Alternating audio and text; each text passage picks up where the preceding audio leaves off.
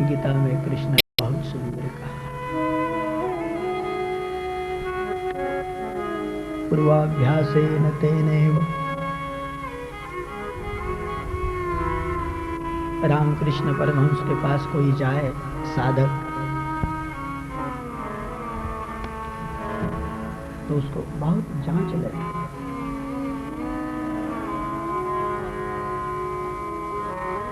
कोई एक साधक रामकृष्ण के मिशन में शामिल हुए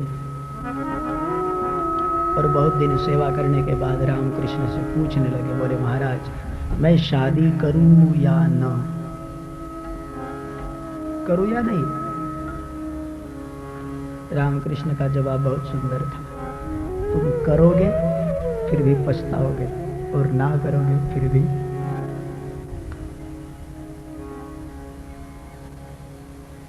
तुम अपने पैर पर खड़ा रहना सीखो, किसी दूसरे से पूछकर अपने जीवन का यापन करोगे दुख पाओगे। जीवन का ढब शास्त्रोक्त हो, तस्मात् शास्त्र प्रमाणम ते। लेकिन हम उस शास्त्रोक्तता में खरे उतरे।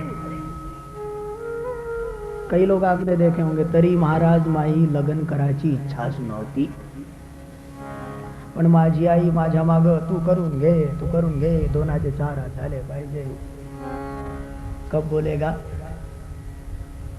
हाय संसार संसार जसा तावा चुलीवर आधी हाताला चटके, तब कहेगा, तब चिल्लाएगा। तो ऐसे कौन से चटके? रामकृष्ण परमहंस साधक जीवन को बहुत ताड़ लेते, उसके नेत्रों को देखते थे। जिसके नेत्र का विकार गया, हाँ। नेत्र नवजात शिशु की भांति हो। किसी स्त्री को देखकर मातृत्व पैदा करने की कोई जरूरत नहीं। किसी स्त्री को देखो और आप उसको मां मान लो, लेकिन कितने दिन, कब तक? ये वृत्ति, मनोवृत्ति कब तक टिकी रहेगी कि आप किसी को मां मान लो? कितने दिन रह सकता है? हो सकता है कि आपकी मनोवृत्ति रजोगुण में प्रविष्ट हो जाए और मां बदल जाए। नेत्र ऐसे हो, नवजात शिशु की भांति, बस दुनिया को देख रहे हो, देखना, ये प्रयास करें।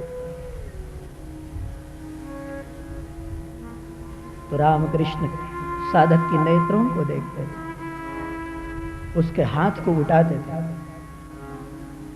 जिसका हाथ हल्का लगे, शिथिलीकरण जिसके शरीर में हो, लेकिन ओज जिसके जीवन में झलकता हो, ऐसे साधक की पसंदगी करते थे रामकृष्ण को।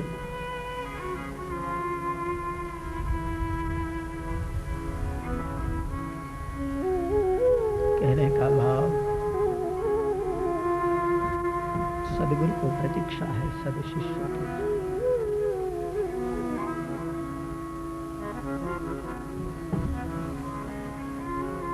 उसने सब छोड़ा, लेकिन सद शिष्य के प्रति वो आसक्त होता है।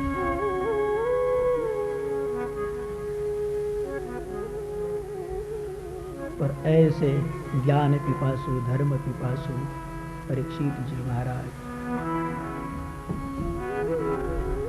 जब अशोक चरणों में बैठे,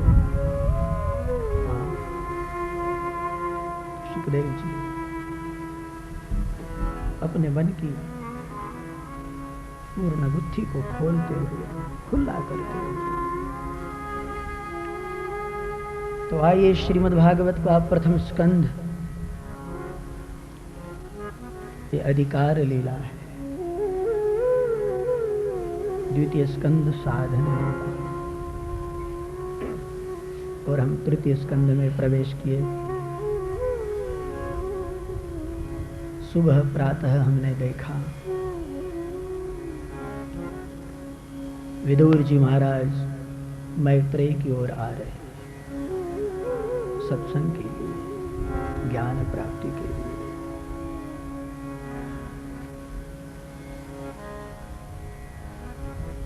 परीक्षित को तर्क हुआ, महाराज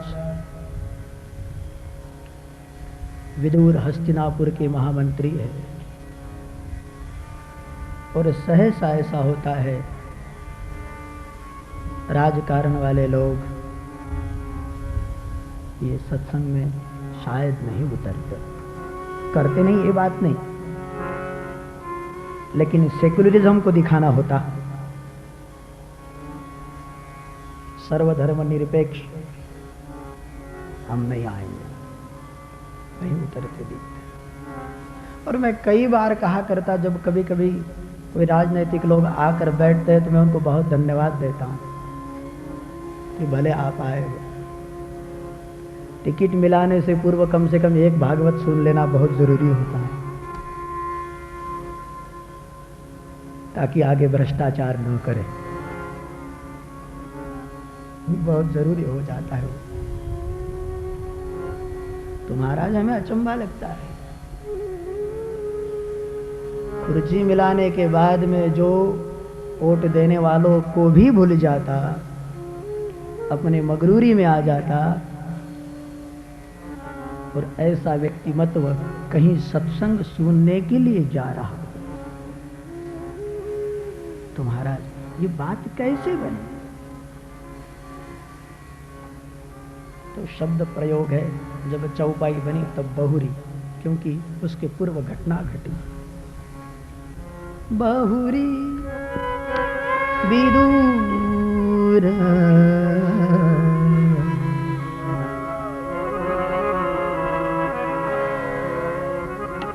मैत्रेय पही,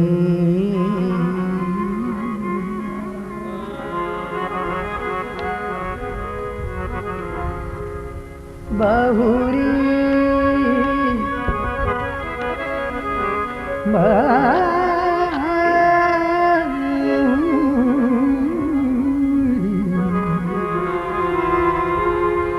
विदुर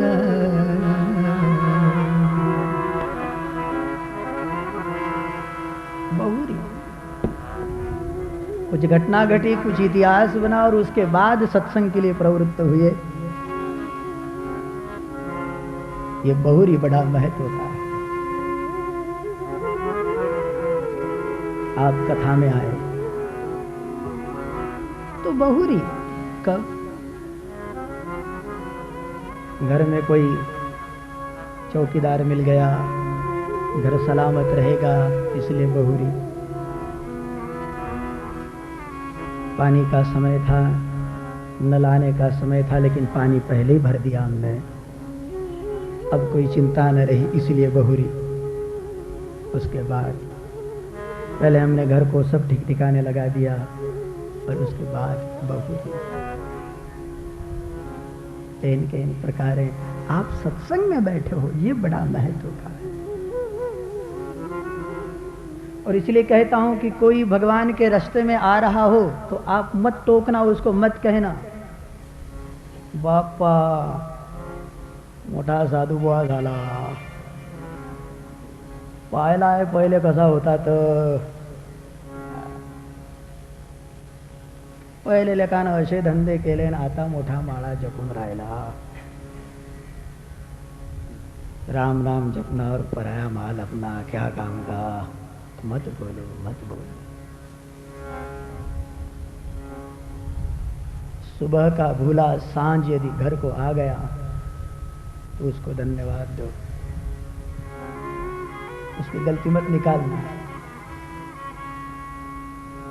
हर किसी के जीवन में यह घटना घटित होती है, किसकी प्रकट होती है, किसकी गुप्त होती है। लेकिन मालिक ने शायद जड़ चेतन गुण दोष में विश्व की न करता, इसीलिए बनाया है कि कोई अकेला अभिमान न करे, शायद इसीलिए बनाया। तो सावधान, किसी की तरफ अंगुली जब आप करो तो जरा अपनी ओर भी देखना कि मेरी ओर भी कुछ अंगुलियां हैं। उसकी ओर एक होगी तो आपकी ओर तीन है।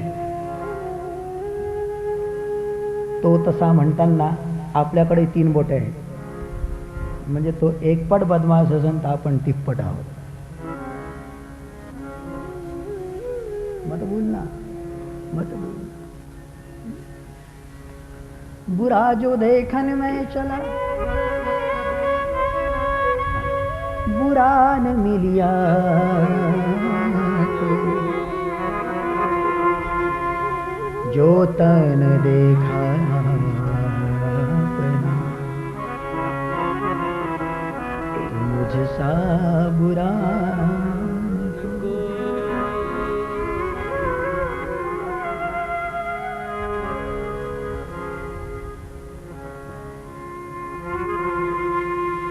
भगवान बुद्ध के सामने एक पतिता उल्टा स्त्री थी। पूरे गांव के लोग उस पर संतप्त थे, सब उसको मार देना चाहते थे। शरण आई भगवान बुद्ध के चरणों में, महाराज रक्षा कीजिए। गांव के लोग सारे कहने लगे, महाराज आप इसके बीच में ना बोलिए, ये स्त्री बड़ी उल्टा है, ये अविचारी है, ये यूं है क्यों है, हम इसको मार देते। पूरे लोग हाथ में पत्थर लिए। भगवान बुद्ध ने कहा, यदि ये स्त्री ऐसी है तो जरूर इसको मार देना चाहिए।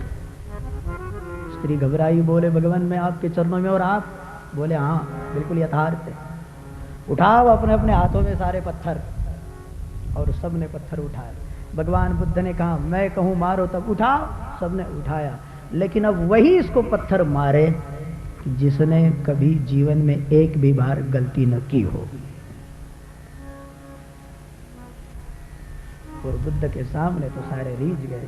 आत्मनिरीक्षण परीक्षण जब करने लगे तो सबने पाया कि दूध से धोया कोई नहीं। इसलिए कहता हूं कि क्षमा करना सीख है। आपल्याला असं तसं पटत नाही, लेकिन तुम भूले हो अपना इतिहास। आम्ही काय लेकरं नव्हतो, आम्ही काय जवान नव्हतो, पण असे नव्हतो। तुम भूल गए हो, भूल गए हो। हमारे पास में नोंद है, लेकिन हमने जो अच्छा किया उसकी है। तुमने क्या गलत किया उसकी बिल्कुल नहीं। जरा उतरो तो भीतर। हम यो नहीं कह रहे किसी को गलतीवान साबित करने से वो सुधरेगा नहीं। हकीकत ये, इसलिए संघर्ष करके दुनिया का विघटन न करे, बस यही बात है। और इसलिए शायद कृष्ण ने बहुत सुंदर कहा कि मुझे दुराचारी नहीं वरन अपिचैत सुदुराचारो। दुराचारी नहीं, अपिचैत सुदुराचारो भजते माम अनन्य भाग साधुरेव समन्तव्यम्।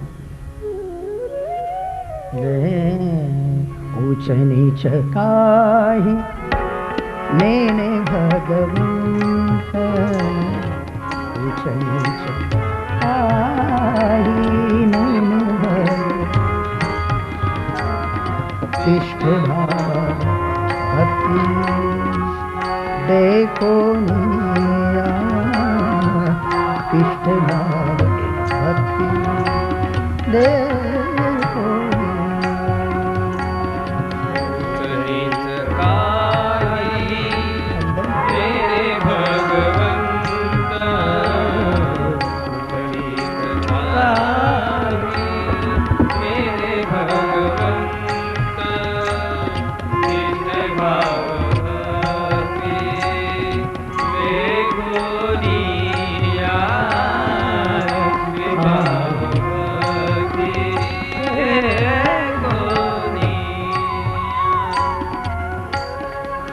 अपने जीवन में भगवान बने, हम देवता बने।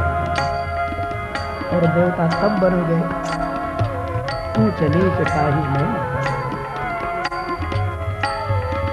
बेटे ने गलती कर दी, बाप गुस्से हो गए। बहू ने गलती कर दी, हाय हाय हाय हाय। और सास ने पूरे घर को, कब तक करोगे? महाराज जर सासू काही बोलणार नाही ते तर घर बर्बाद करून टाकन। मला हे सांगा, जर डोळक्याची भाजी होत असते का? उसको आप नहीं पढ़ा सकते, अब उसके विचार बन गए। देखो इस षड्रस नवरस में सबसे बढ़िया रस है, उसका नाम है समरस। अमरस तक खाता ना, आता समरस। और कोई उपाय ही नहीं, क्या करने से दुनिया सुधरेगी? दुनिया सुधरनी चाहिए, जरूर उद्देश्य हो, लेकिन दुनिया दुनिया है, दुनिया का आनंद हो। हमने कल खत्री जी से कहा कि लोग जब किसी पर झल्लाते, उग्र होते, ये होते, तो हम बहुत बढ़िया उसका तमाशा देखते। वाह, भगवान ने भी कितना बढ़िया ये नग बनाया। फुकट में नाटक क्यों ना देखते हो? कोई झगड़ा कर रहा हो, कोई, ये तो दुनिया की विचित्रता है। दुनिया की रंगमंच पे कोई अपना अभिनय कर रहा हो, तुम देखो ना, तुम क्यों झल्लाते हो? तुम क्यों एक्शन लेते हो? तुम्हारी एक्शन से रिएक्शन हो जाती है। तुम देखो, दुनिया सुधरे, लेकिन सुधरना ही चाहिए, तो बहुत गलत हो जाएगा। सुधरे, सुखी हो, आनंद। शेष इष्टे भाव भक्ति देखो इष्टे भाव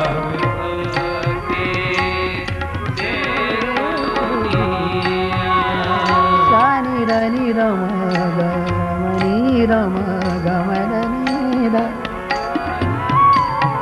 नीने साग मगरनी सनी धनी रम मदनी रमद।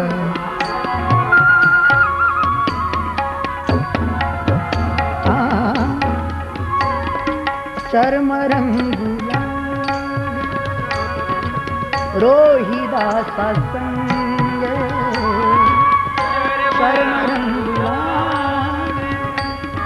रोहिदास संग, निशानी धनी धम धनी धनी धम धनी द नीने सा सदनी नीने ध ध म म ग ग ग म म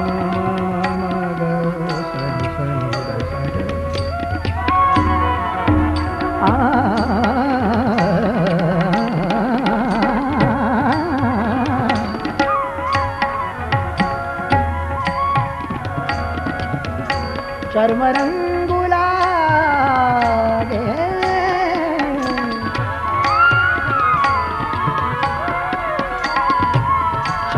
चर्म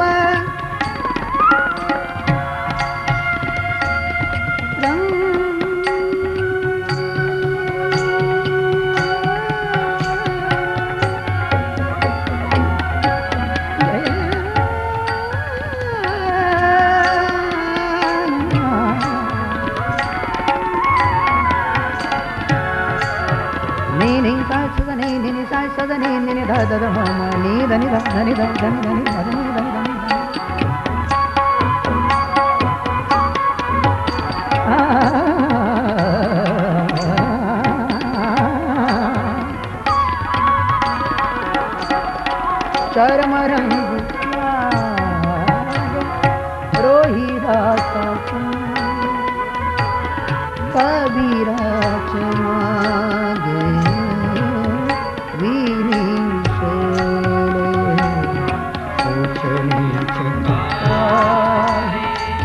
मैंने भगवंत इष्ट भाव भक्ति देखो निया इष्ट भाव देखो निया मेरे भगवंत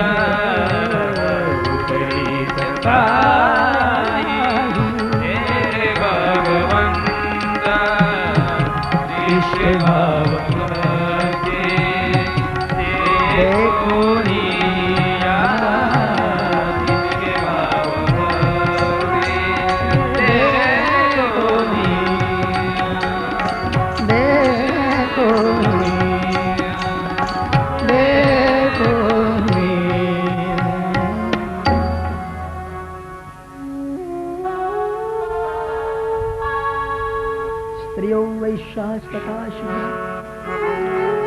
एपयांति परां गतिम् अपि चैत्सु दुराचारो भजते माम् अनन्यभाक् साधुरेव समन्तव्यम् सम्यक्।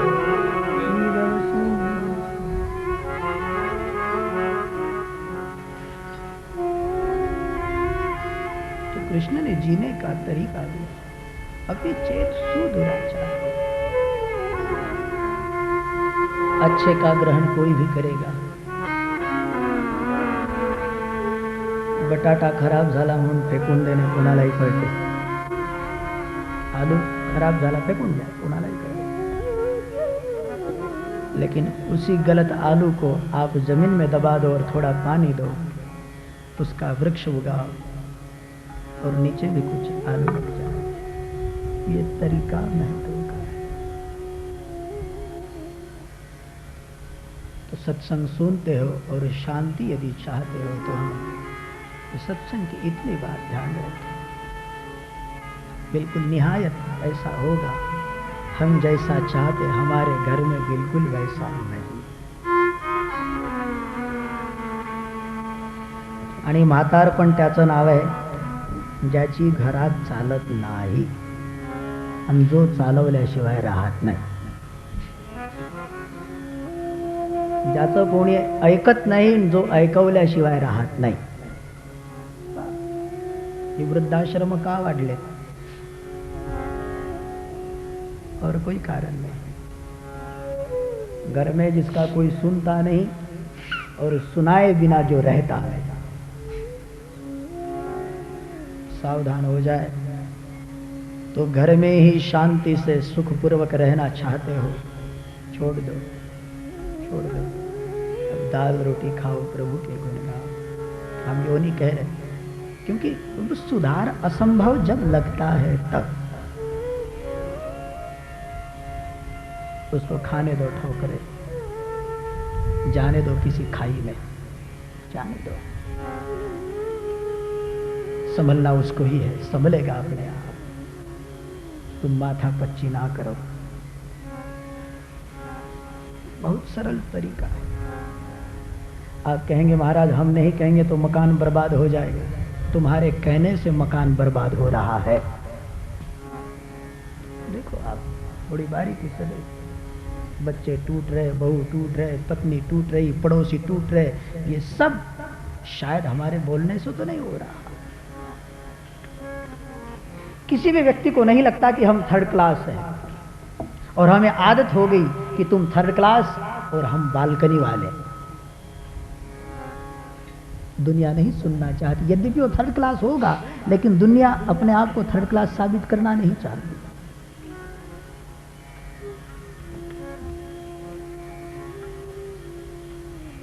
तो समाज में जब जब ये घटना बन जाती है, क्षमा करना सीखे, आप उदार बन जाए, अपने आप को मालिक के चरणों में धर गए। दुनिया एक नाटक है और बिना मूल्य ये फिल्म देखती रहे, इष्टमन कलर में। कोई नाच रहा, कोई गा रहा, कोई धूम धोक रहा। देखो मगर प्यार से, देखो मगर बुरी नजर वाले तुका म्हणे उगे राहा जे जे। तुम्ही म्हणाल महाराज अशा गोष्टी का करते? माझं नाव आहे मुरली, ज्याची मुरली काय सांगू तुम्हाला, ज्याची जिरली त्याचं नाव मुरली। गुरु महाराज की कृपा से, ईश्वर के छोटे से जीवन में, हाँ कोई आशा न कोई अपेक्षा, बड़ा आनंद लगता है। हम कथा भी किसी के सुधार के लिए, न कि हमारे सुधार के लिए, बस बैठे हैं, चल रहा है, हो रहा है, क्या हो रहा पता नहीं, चलता है, बड़ा आनंद। तो ऐसे बुजुर्ग विचारों को धारण करे, आत्म शांति को पा जाए। टीवी पे आता है, अब तो बड़े बन जाइए, अब तो बन जाइए, सत्संग सुनने के बाद तो बड़े बन जाइए। सुपर एक्सप्रेस भगा है, छोटे मोटे स्टेशन पे रुकना नहीं, क्या ना हो सका के लिए रुको ही मत, बड़े बड़े स्टेशन को पकड़ना, अपनी जीवन की गाड़ी को भगाना, बहुत आनंद आएगा। दुनिया के लिए बहुत जिए हो, सत्संग सुनते हो तो हम अपने लिए भी जीना सीखें। दुनिया की बहुत गुलामी की, अब हम अपने लिए जिए। आत्मचिंतन के लिए थोड़ा समय निकालें। दुनिया की सेवा तो कर ही रहे, लेकिन अपने स्वार्थ के लिए, निजी स्वार्थ के लिए बहुत दूर जाना है। मुंबई जाना हो तो तैयारी करते हो 8 दिन पहले, मालिक के घर जाना है, बहुत दूर जाना है, पुण्य की गठरी बांध कर रखना है, काम आएगी। तो हम अपने लिए जीवन सीखें। तो महाराज, ये महामंत्री विदुर और सत्संग की ओर प्रवृत्ति करे, ये घटना कैसी बनी, उनको सहूलियत कैसे मिली? महाराज बाबा जी ने बहुत सुंदर शब्द लिखा, बहुरी। तुम किससे भगवान की ओर प्रवृत्त हो रहे हो ये सवाल नहीं, लेकिन किसी भी घटना से यदि हम मालिक की ओर प्रवेश करते हैं तो वो दिन बड़ा सुकून वाला होता है। किसी भी तरह आपने बहिरम भट्ट का नाम सुना होगा। एक दिन बहिरम भट्ट बड़े विद्वान थे, भोजन को बैठे और साग में कुछ मिर्ची ज्यादा हो गई थी। 60 साल के बहिरम भट्ट जब जिमने के लिए बैठे, अपने पत्नी को बुलाया, 50 साल की हो गई, अभी तक तुझे रसोई क्या बनानी चाहिए तुझे पता नहीं, इतने मिर्च डाल दिया तूने। अब वो भी पंडितानी थी, बोले महाराज मैं 50 की हो गई, लेकिन तुम तो 60 साल के हो गए, लेकिन अभी तक जिभिया का चटोरापन नहीं गया आपके। आपने तो ये सब छोड़ देना चाहिए और जंगल में जाकर तब करना चाहिए, भगवान का भजन करना चाहिए। उसने एक शब्द ज्यादा बोले, देख निकल जाऊंगा। तो कह रहे किसको, सुना रहे किसको? करना ही चाहिए था आपने, वानप्रस्थ। और कहते बहिरम भट्ट ने भोजन किया, अपनी माला को संभाला और भगवान के लिए वन को निकल गए। घटना क्या थी? साग में थोड़ी मिर्ची ज्यादा हो गई और पत्नी ने एक उपदेश दे दिया। तो किसी भी बाणी पर संसार कई बार हमें ऐसे थपेटे देता है कि आप मालिक की ओर प्रविष्ट हो जाओ, पण आपण असे निंबर झालो, एवढं असं आम्ही तर 100 डाव ऐकतो दिवसातून महाराज। ये कोणतं काय मिरची जास्त झाली, कोई फर्क नहीं होता। कितने जिद्दी साधक है हम संसार के, मिलता कुछ नहीं लेकिन फिर भी भगवान की ओर प्रवृत्त हो जाए। संसार में रहते रहते आप मालिक की सूझ लो, बहुत आनंद आएगा, बहुत मजा आएगा। कैसी घटना घटी महाराज सुनाओ। और सुखदेव जी महाराज कहने लगे, उस समय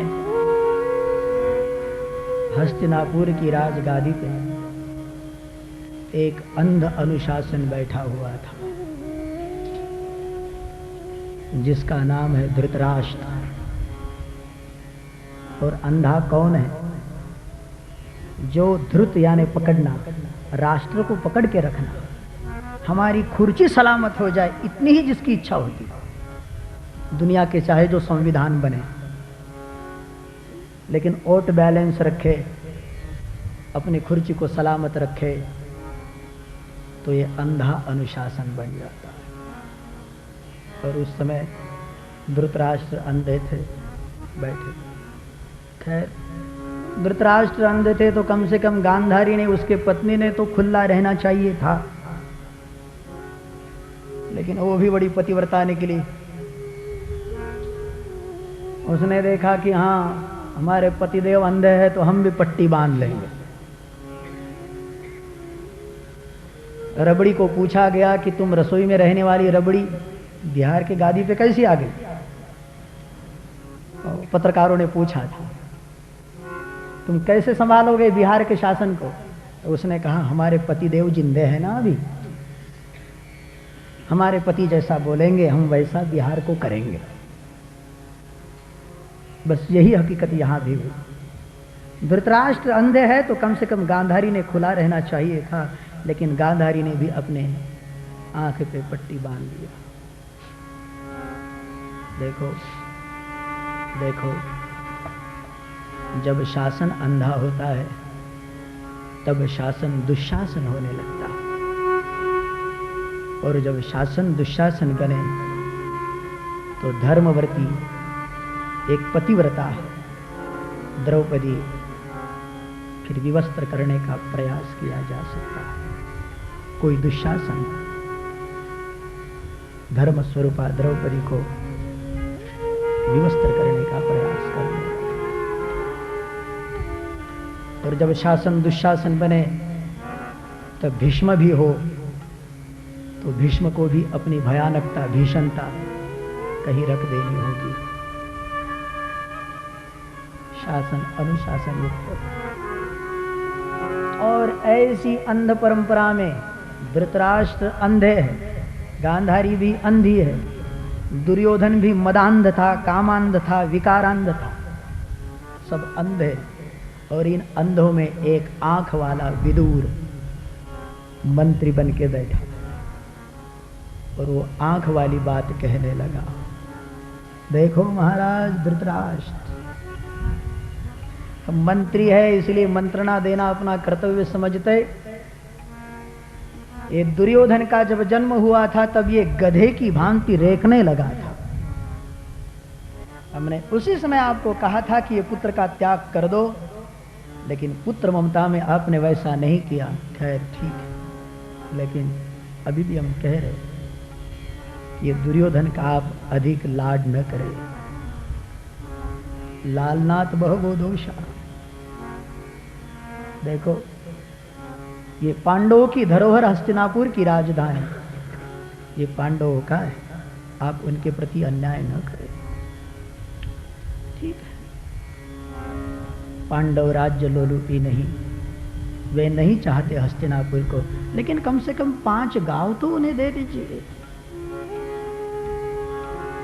और दुर्योधन की यदि आप सुनी सुनी करोगे तो दुर्योधन आपको अशांति देगा।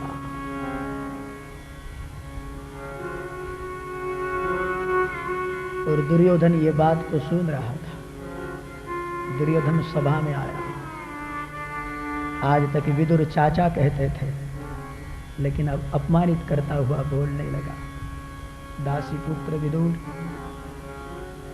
जिनका खाते हो और उन्हीं के प्रति आप कुभाव रखोगे, यह हमें कल्पना नहीं। हमें पता है कि तुम पांडव पक्ष के हो, रहते हो हमारे यहां, लेकिन पांडव का गुण गाते हो। तो सुनो विदुर चाचा, हस्तिनापुर में रहना हो तो हमारी ओर से बात करनी होगी। हमारा खाओ और पांडव के गुण गाओ, और इसके आगे यदि ऐसी घटना घटी तो तुम्हें धक्के मार कर निकाल दिया जाएगा। विदुर बच्चा है, अज्ञानी है, वो बोला, उसका गलत नहीं लगा, क्योंकि बालक है, अज्ञानी है। लेकिन धृतराष्ट्र ने जब कोई प्रतिक्रिया न की, ये विदुर को बहुत गलत लगा कि महाराज तुम धर्म के आसन पे बैठे हो और कुछ प्रतिक्रिया।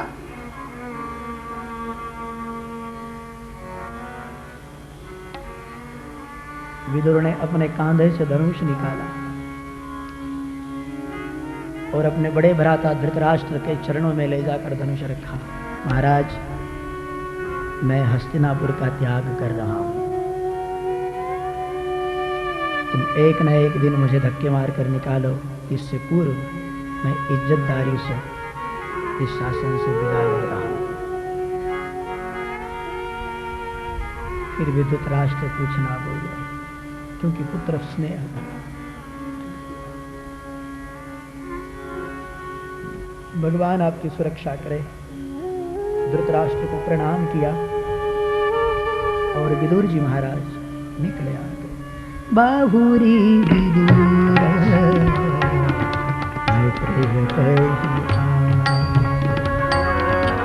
बाहुरी विदुर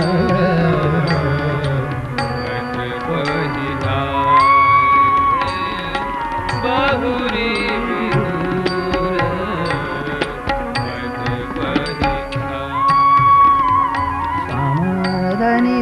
मदनि रे निद धनि द मद मदनि धनि द मद रे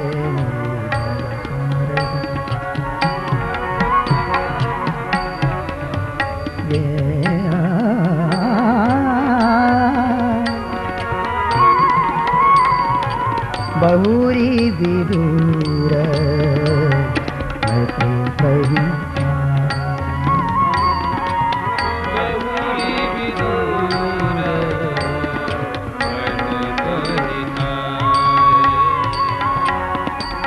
विदुर प्रश्न मुनि मन भाए।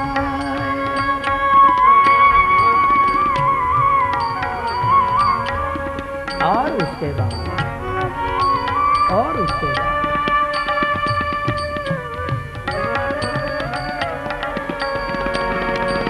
उल्लू की सभा भरी थी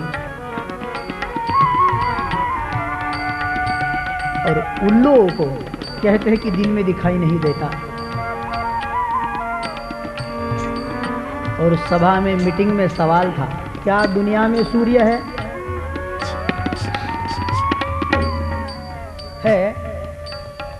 तो सबने कहा भाई हमने तो नहीं देखा। तो एक बूढ़ा था उसमें बैठा, बोले ये बूढ़े आदमी हैं, ये जो बताएंगे। बूढ़ा उल्लू बैठा हुआ है। बाप जी आपने सूर्य को देखा? उसने कहा बिल्कुल नहीं, दुनिया में सूर्य है ही नहीं। और जिस पेड़ पे ये सभा चल रही थी, मीटिंग चल रही थी, उसी पेड़ पे एक राजहंस बैठा था, उससे रहा न गया और उसने सुना दिया। बोले उल्लुओं देखो सूर्य है। हाँ हाँ हम आपको बता देंगे, कल सुबह सूर्य है। सारे उल्लू कहने लगे हमारा बूढ़ा बाप जी, उसका अपमान कर रहे हो तुम? इतने साल की उसकी उम्र है, उसने देखा नहीं और तुम कहते सूर्य है। तो सारे उल्लू इकट्ठे हो गए, राजहंस को मारने लगे। तो राजहंस ने कहा न बोलता तो ठीक। और यही बात विदुर की हो गई। उल्लुओं की सभा में कोई राजहंस बोलने लगा और शायद इसीलिए भीष्म चुप था। जब द्रौपदी ने न्याय मांगा तब उल्लू की सभा में बोलकर भी क्या है, शायद भीष्म इसीलिए नहीं बोले। लेकिन जब घर में हमारी ना चले तब चलाओ मत, अपने मन को भगवान में लगा दो। बहुरी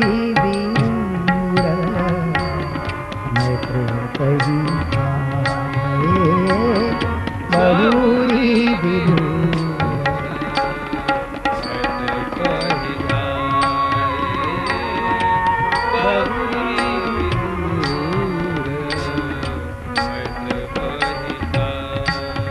नी सा सा नी धनी रम रम गम गरे नी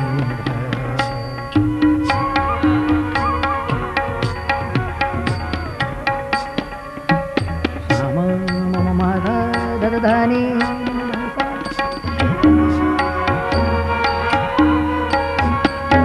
सदा नी नी ध ध म म ग ग रे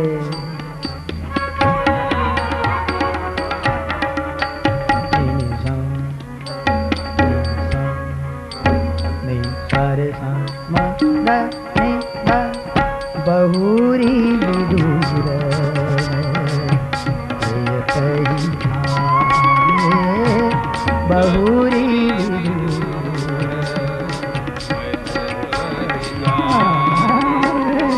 बहुरी विदुर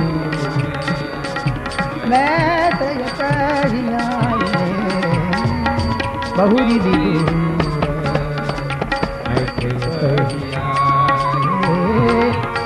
बहुरी विदुर बहुरी विदुर बहुरी विदुर।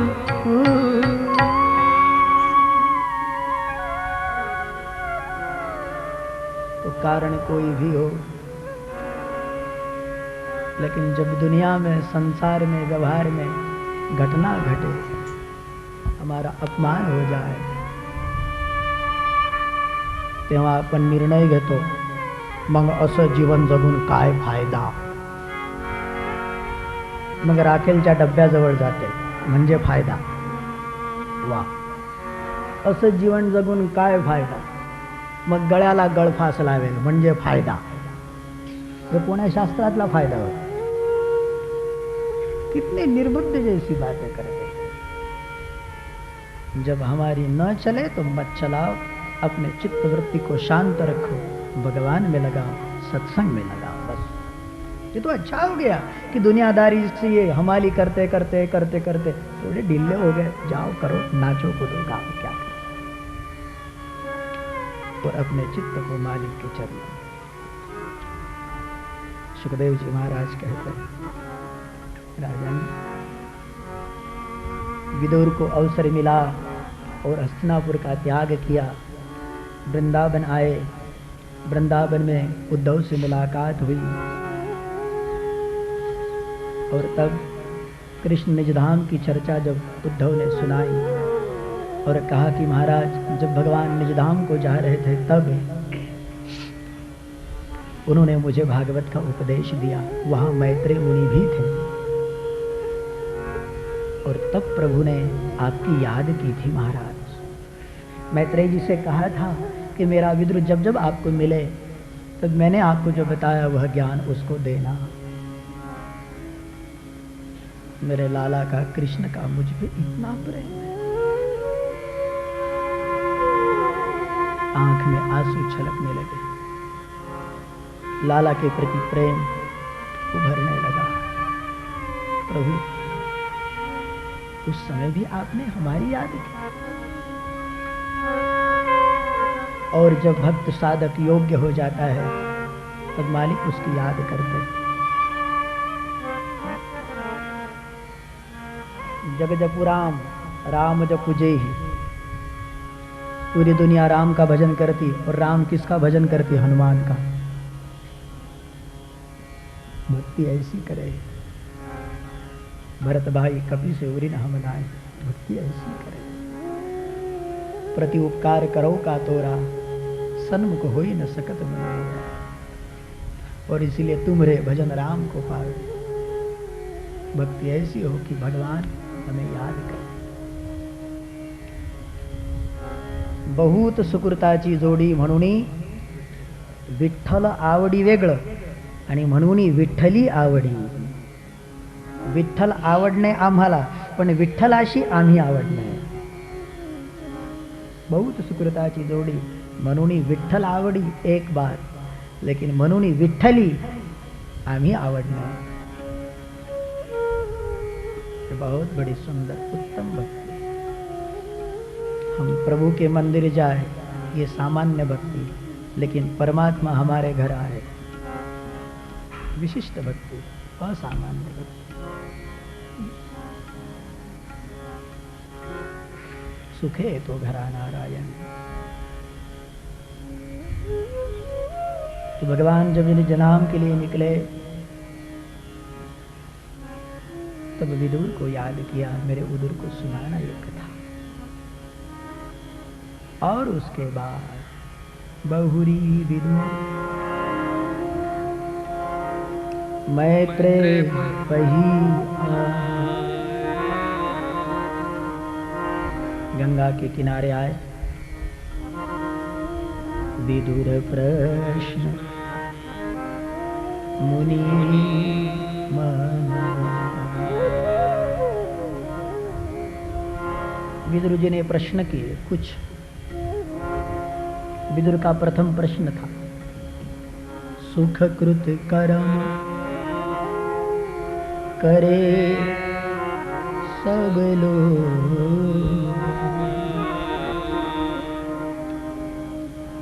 आस निराश दुख की।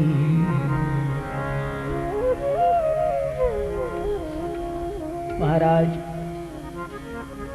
सुख के लिए सारे प्रश्न करते हैं, सारे कर्म करते हैं। हमें दुख मिलना चाहिए इसलिए कोई भी कर्म नहीं करता, लेकिन उसके जीवन में निराशा हो जाती है और उसको दुख क्यों मिलता है? बहुत सुंदर प्रश्न किया।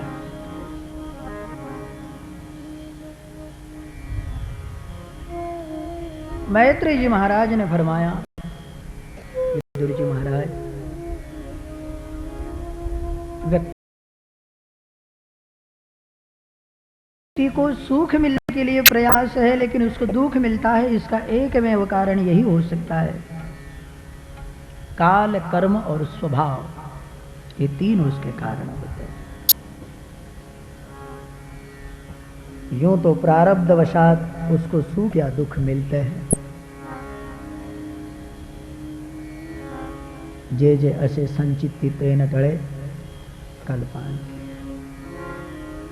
वने रणे शत्रु जलाग्नि मध्ये भर्तृहरि नीति शतम्। महार्णवे पर्वत मस्तके वा सुप्तं प्रमत्तं विषं स्थितं वा रक्षन्ति पुण्यानि पुरा कृतानि। न जायते मृते जंतुर्विद्ध शरशतैरपि। भीष्म ने कहा महाभारत में, सैकड़ों बाण लगे हो तो मरेगा नहीं, लेकिन तृणाग्रिणापि संपृष्टो प्राप्त कालो न जीवति। सैकड़ों बाण लग जाए तो मरेगा नहीं, लेकिन प्रारब्ध मृत्यु यदि लिखी है तो तृण का अग्र, घास का अग्रभाग उसको लग जाए, उसके जख्म हो जाए और टिटानस होवे, मरे, तो ऐसी भी घटना हो सकती है। इसलिए जीवन में वही होगा जो मंजूरे खुदा होगा, जो तकदीर में लिखा होगा। इसलिए बेखटके जिए, शांति से जिए। हमारे गुरु महाराज ने एक भजन में बहुत सुंदर लिखा, जो लिखा हुआ तकदीर में वही मिलता है संसार,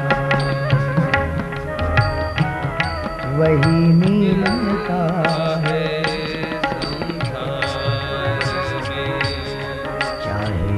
करो झटपट, चाहे जो करो खटपट, चाहे जो करो झटपट, चाहे जो करो खटपट, जो लिखा हुआ तकदीर में वही मिलता है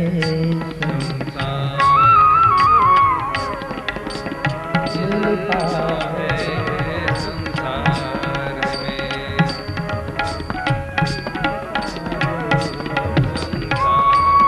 महाराज ने इस भजन में एक दृष्टांत को दिया, स्वर्ग सिधार के गिरता कोई कुएं में दुख पाता। जैसे कि राजा नृग स्वर्ग में गया, लेकिन प्रारब्ध ने उसको वहां से धकेला और कुएं में एक सरकंडा बन के जी रहा। तो स्वर्ग सिधार के गिरता कोई कुएं में दुख पाता। और अजामिल नरक काया जम फांसी से छूट महा सुख पाया। अजामिल नरकगामी था, लेकिन इसलिए होगी जैसी भारी दौड़ता योग वही बन जा। बदलाए नहीं बदलता, चलाए नहीं चलता, बदलाए नहीं बदलता, चलाए नहीं चलता, जो लिखा हुआ तकदीर में वही मिलता है संसार में।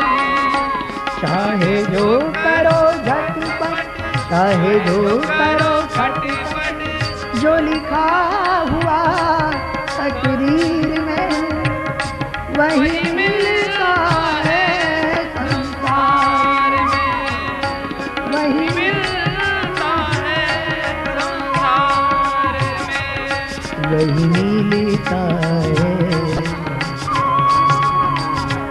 वही मिलता है संसार में। तो सुनो, एक तो दुख व्यक्ति को इसलिए होता है क्योंकि प्रारब्ध ही वैसा होता है। लेकिन सबसे महत्व की बात है कि व्यक्ति को दुख प्रारब्ध से नहीं मिलता, उसके स्वभाव के कारण प्राप्त होता। हम जब गाड़ी में चल रहे थे तब किसी ने कहा कि बोले बादल आ गया। हमने कहा बहुत अच्छा हुआ, क्योंकि धूप तप रही थी ना, तो भगवान ने ऊपर से शामियाना लगा दिया ताकि ठंडक मिले। एक व्यक्ति ऐसा है जो गुलाब के पौधे को देखेगा तो भगवान की गलती को निकालेगा। भगवान तू कैसा अन्यायी है, इतना बढ़िया फूल है लेकिन ऐसे वृक्ष को तूने काटे दे दिया। भगवान इसको तो काटे नहीं देना था, इतना अच्छा ये फूल का वृक्ष और इसको तूने काट ही दिया। एक, लेकिन दूसरा ये कहेगा कि वाह मालिक तू कितना दयालु है कि ये काटे के पौधे को भी आपने इतना बढ़िया फूल दे दिया। तो ये स्वभाव है, आप फूल को देखकर काटे की सोचोगे तो दुख होगा, लेकिन कांटों को देखकर फूल को देखोगे। एक व्यक्ति मंदिर जा रहा था और उसके पैरों में कांटा चुभा। उसने मालिक को धन्यवाद दिया, बोले भगवान बहुत सुंदर। करीब में बैठा हुआ व्यक्ति बोले ये कहाँ का सुंदर, तुम भगवान की पूजा के लिए जा रहे हो और तुमको इतना बड़ा कांटा गड़ गया। बोले हाँ, क्योंकि मैं इतना पापी हूँ, आज शायद मेरे तकदीर में शूली होगी, शूली लिखी होगी, लेकिन मालिक ने करुणा करके कांटे से निभा दिया, कांटे से निकाल दिया। तो स्वभाव व्यक्ति आनंदी बना ले तो दुनिया में कोई दुख नहीं होगा। सास और बहू आपको पता है, बहू ने कुछ किया हो और सास ना बोले तो उसका प्रमोशन ही क्या कहा जाएगा। उसे बोले बिना नहीं रहेगी, बिल्कुल बोलना उसका कर्तव्य होता है। तो एक दिन साग थोड़ी बिगड़ गई और सास चिल्लाने लगी। आपके बुल्ढाना की सास नहीं, यहाँ की शरीफ हो, लेकिन चिल्लाने लगी कि तूने कैसे ये साग, तुझे बनाते नहीं आता और क्या क्या। वो जो सासू पुराण के जो श्लोक है वो यहाँ बोलने जैसे नहीं, और हमने उसको कंठस्थ भी नहीं किया। आपको सब पता है वो क्या क्या बोली होगी, क्या क्या और ये सब।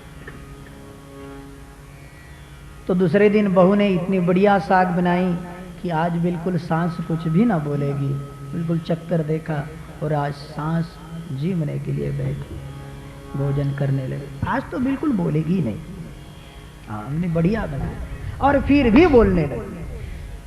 तो बहू से रहा न गया, बोले आज बोलने जैसा क्या है कि तुम चिल्ला रही हो। तो बोले हम इसलिए बोल रही कि आज जैसे तुमने बढ़िया साग बनाया, कल क्या मरी जा रही थी, कल ऐसी साग क्यों नहीं बनाया, इसलिए चिल्ला रही। साग बिगड़ गई तो भी चिल्लाएंगे, और अच्छी बनी तो ऐसी कल क्यों नहीं बनाया इसलिए चिल्लाएंगे।